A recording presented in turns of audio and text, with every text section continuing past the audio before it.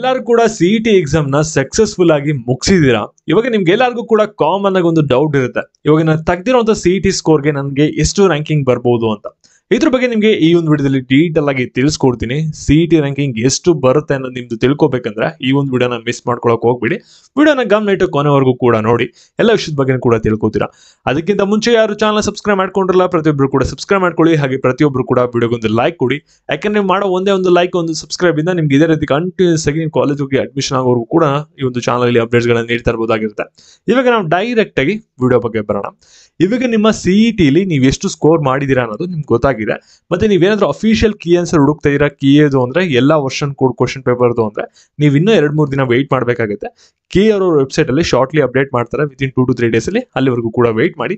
ಇವಾಗ unofficial key answer ಏನಿದೆ ಅದನ್ನ ಯೂಸ್ ಮಾಡ್ಕೊಂಡು ಬೇಕಾದ್ರೆ ನೀವು ಎಷ್ಟು ಸ್ಕೋರ್ ಮಾಡಿದೀರಾ ಕೆ ಸಿಟಿಲಿ ಅಂತ ನೀವು ತಿಳ್ಕೊಬೋದಾಗಿರುತ್ತೆ. ಸರಿನಾ? ಇವಾಗ ಸಿಇಟಿ ಎಕ್ಸಾಮ್ ಅಲ್ಲಿ ರ್ಯಾಂಕಿಂಗ್ ಯಾವ ರೀತಿ ಬರುತ್ತೆ ಅದ್ರ ಬಗ್ಗೆ ತಿಳಿಸ್ಕೊಡ್ತೀನಿ ನೋಡಿ. ಇವಾಗ ನೀವು ಫಿಸಿಕ್ಸ್, ಕೆಮಿಸ್ಟ್ರಿ, ಮ್ಯಾಥಮೆಟಿಕ್ಸ್ ಈ ಮೂರು ಕೂಡ ಚೆನ್ನಾಗಿ ಪರ್ಫಾರ್ಮ್ ಮಾಡಿದೀರಾ ಅಂದ್ರೆ ಇಂಜಿನಿಯರಿಂಗ್ ರ್ಯಾಂಕಿಂಗ್ ಚೆನ್ನಾಗಿ ಬರುತ್ತೆ. ಮತ್ತೆ ಇವಾಗ ಸಿಇಟಿಲಿ ಏನಾಗುತ್ತೆ ಅಂದ್ರೆ ಎಲ್ಲಾ ಕೋರ್ಸು ಕೂಡ ಸೇರಿ ನಿಮ್ಗೆ ಒಂದೇ ರ್ಯಾಂಕಿಂಗ್ ಅನೌನ್ಸ್ ಮಾಡಲ್ಲ. ಸರಿನಾ? ಇಲ್ಲಿ ನಿಮ್ಗೆ 4-5 ರೀತಿ ರ್ಯಾಂಕಿಂಗ್ ಅನೌನ್ಸ್ ಆಗುತ್ತೆ. ಫಾರ್ ಎಕ್ಸಾಂಪಲ್, ನೀವು physics, chemistry, mathematics, biology 4 subject ಕೂಡ ಸಿಇಟಿ ಎಕ್ಸಾಮ್ ನ ನೀವೇನಾದ್ರೂ ಬರ್ದಿದ್ರೆ ನಿಮ್ಗೆ ಇಂಜಿನಿಯರಿಂಗ್ ರ್ಯಾಂಕಿಂಗು ಕೂಡ ಬರುತ್ತೆ. ಮತ್ತೆ ಫಾರ್ಮ್ ಸೈನ್ಸ್ ಕೋರ್ಸ್ ರ್ಯಾಂಕಿಂಗು ಕೂಡ ಬರುತ್ತೆ. ನಂತರ bachelor of veterinary science ranking ಕೂಡ ಬರುತ್ತೆ. ನಂತರ ನಿಮ್ಗೆ ಬಿ ಫಾರ್ಮಾ ರ್ಯಾಂಕಿಂಗು ಕೂಡ ಅನೌನ್ಸ್ ಮಾಡ್ತಾರೆ. ಇಷ್ಟು ರ್ಯಾಂಕಿಂಗು ಕೂಡ ನಿಮ್ಗೆ 5-4 ರ್ಯಾಂಕಿಂಗು ಕೂಡ ಅನೌನ್ಸ್ಮೆಂಟ್ ಮಾಡ್ತಾರೆ.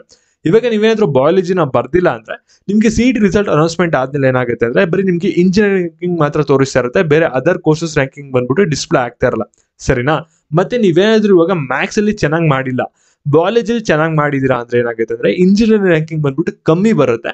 ನೆಕ್ಸ್ಟ್ ಬಯಾಲಜಿಲಿ ಚೆನ್ನಾಗಿ ಮಾಡಿರೋದ್ರಿಂದ ನಿಮ್ಗೆ ಫಾರ್ಮ್ ಸೈನ್ಸ್ ಮತ್ತೆ ಬ್ಯಾಚುಲರ್ ಆಫ್ ವೆಟರ್ನರಿ ಅಥವಾ ಬಿ ಫಾರ್ಮಾ ರ್ಯಾಂಕಿಂಗ್ ಚೆನ್ನಾಗಿ ತೋರಿಸ್ತಾ ಇರುತ್ತೆ. ಸರಿನಾ? ಆ ರೀತಿ ನೀವು ಒಂದು ಸಬ್ಜೆಕ್ಟ್ ಅಲ್ಲಿ ಸ್ಕೋರ್ ಕಮ್ಮಿ ಇದೆ, ಬೇರೆ ಸಬ್ಜೆಕ್ಟ್ ಅಲ್ಲಿ ಜಾಸ್ತಿ ಇದೆ ಅಂದ್ರೆ ಅದು ನಿಮ್ಗೆ ಈ ರೀತಿ ಎಫೆಕ್ಟ್ ನ ಕೊಡುತ್ತೆ. ಸರಿನಾ? ಇವಾಗ ನಿಮ್ಗೆ ಏನಾದ್ರು ಇಂಜಿನಿಯರಿಂಗ್ ರ್ಯಾಂಕಿಂಗ್ ನೀವೇನಾದ್ರೂ ನೋಡ್ಬೇಕಂದ್ರೆ ಫಿಸಿಕ್ಸ್, ಕೆಮಿಸ್ಟ್ರಿ, ಮ್ಯಾಥಮೆಟಿಕ್ಸ್ ನ ಕನ್ಸಿಡರ್ ಮಾಡ್ಕೊಳ್ಳಿ. ಕೆಇಸಿಟಿಲಿ ಎಷ್ಟು ಬಂದಿದೆ ಮತ್ತೆ PUCಲಿ ಎಷ್ಟು ಬಂದಿದೆ ಎರಡೂ ಕೂಡ ಕನ್ಸಿಡರ್ ಮಾಡ್ಕೊಳ್ಳಿ. ನಂತರ ಇಲ್ಲಿ PCMB, ಸರಿನಾ? PCMB 4 ಕೂಡ ನೀವು ಕನ್ಸಿಡರ್ ಮಾಡ್ಕೋಬೇಕಾಗುತ್ತೆ. ನೀವೇನಾದ್ರೂ BSc ಅಗ್ರಿಕಲ್ಚರ್, ಸೆರಿಕಲ್ಚರ್ ನೋಡ್ತಾ ಇರಂದ್ರೆ ಈ ಒಂದು ಕೋರ್ಸ್ ನ. ನಂತರ ನೀವೇನಾದ್ರೂ PCB ನ ಕನ್ಸಿಡರ್ ಮಾಡ್ಕೊಂಡ್ರೆ ಇಲ್ಲಿ bachelor of veterinary science ranking ನೀವು ಚೆಕ್ ಮಾಡ್ಕೋಬಹುದಾಗಿರುತ್ತೆ. ನಂತರ PCM ನ ನೀವು ಕನ್ಸಿಡರ್ ಮಾಡ್ಕೊಂಡ್ರೆ ಬಿ ಫಾರ್ಮಾ ಕೋರ್ಸ್ ರ್ಯಾಂಕಿಂಗ್ ನೀವು ನೋಡಬಹುದಾಗಿರುತ್ತೆ. ಫಾರ್ ಎಕ್ಸಾಂಪಲ್, ನಿಮ್ಮ ರ್ಯಾಂಕಿಂಗ್ ಯಾವ ರೀತಿ ಕ್ಯಾಲ್ಕುಲೇಷನ್ ಆಗುತ್ತೆ ಅಂದ್ರೆ ಇಲ್ಲಿ ಫಿಸಿಕ್ಸ್, ಕೆಮಿಸ್ಟ್ರಿ, ಮ್ಯಾಥಮೆಟಿಕ್ಸ್ ಅಲ್ಲಿ ನೀವು ಎಷ್ಟಾರ ಸ್ಕೋರ್ ಮಾಡಿರಿ. ಇವಾಗ ಫಾರ್ ಮ್ಯಾಕ್ಸಿಮಮ್ ತಗೊಂಡಿದ್ದ 300 ಅಂತ, ಅಥವಾ ನೀವು 150 ಸ್ಕೋರ್ ಮಾಡಿರ್ಬೋದು ಅಥವಾ 200 ಸ್ಕೋರ್ ಮಾಡಿರ್ಬೋದು. ಇವಾಗ ನೀವು 300 ಸ್ಕೋರ್ ಮಾಡಿದಿರಾ ಅನ್ಬಿಟ್ಟು ಅಲ್ಲಿ ಫುಲ್ ಮಾರ್ಕ್ಸ್ ನ ಕನ್ಸಿಡರ್ ಮಾಡಲ್ಲ. ಸಿಟಿ ರ್ಯಾಂಕಿಂಗ್ ನ ಅನೌನ್ಸ್ಮೆಂಟ್ ಮಾಡ್ಬೇಕಾದ್ರೆ ಜಸ್ಟ್ 50% ನ ತಗೋತಾರೆ.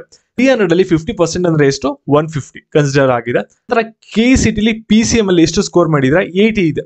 80ಲಿ 50% ಅಂದ್ರೆ ಇಲ್ಲಿ 40 ಬರುತ್ತೆ. 60 ಏನಾದ್ರೂ ನೀವು ಸ್ಕೋರ್ ಮಾಡಿದ್ರೆ 30 ಅಂತ ಕನ್ಸಿಡರ್ ಮಾಡ್ತಿದ್ರು.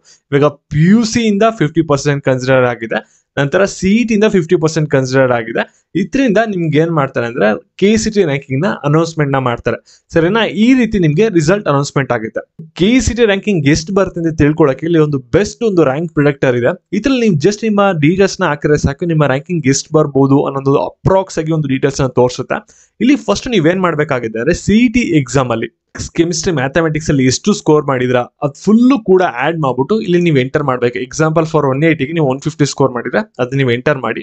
ಅದಾದ್ಮೇಲೆ PUCಲಿ ನೀವು ಫಿಸಿಕ್ಸ್ ಅಲ್ಲಿ ಎಷ್ಟು ಸ್ಕೋರ್ ಮಾಡಿದೀರಾ ಅದನ್ನ ನೀವು ಇಲ್ಲಿ ಎಂಟರ್ ಮಾಡ್ಬೇಕಾಗುತ್ತೆ. ಆಮೇಲೆ ಇಲ್ಲಿ ಕೆಮಿಸ್ಟ್ರಿ ನೀವು ಎಷ್ಟು ಸ್ಕೋರ್ ಮಾಡಿದೀರಾ ಅದನ್ನ ಎಂಟರ್ ಮಾಡಿ. ಅದಾದ್ಮೇಲೆ ಇಲ್ಲಿ ಮ್ಯಾಥಮೆಟಿಕ್ಸ್ ಅಲ್ಲಿ ನೀವು ಎಷ್ಟು ಸ್ಕೋರ್ ಮಾಡಿದೀರಾ ಅದನ್ನ ಎಂಟರ್ ಮಾಡ್ಬಿಟ್ಟು ಸಬ್ಮಿಟ್ ಅಂತ ಒಂದು ಬಟನ್ ಕಾಣ್ತಿದೆಯಲ್ಲ, ಈ ಒಂದು ಬಟನ್ ಮೇಲೆ ಕ್ಲಿಕ್ ಮಾಡಿದ್ರೆ ಸಾಕು ನಿಮ್ಮ ರ್ಯಾಂಕಿಂಗ್ ಎಷ್ಟು ಬರ್ಬೋದು ಒಂದು ಸಿಇಟಿ ರ್ಯಾಂಕಿಂಗ್ ಅನೌನ್ಸ್ಮೆಂಟ್ ಆದಾಗ ಅನ್ನೋದು ಒಂದು ಅಪ್ರಾಕ್ಸ್ ಡೇಟಾನ ತೋರಿಸುತ್ತೆ.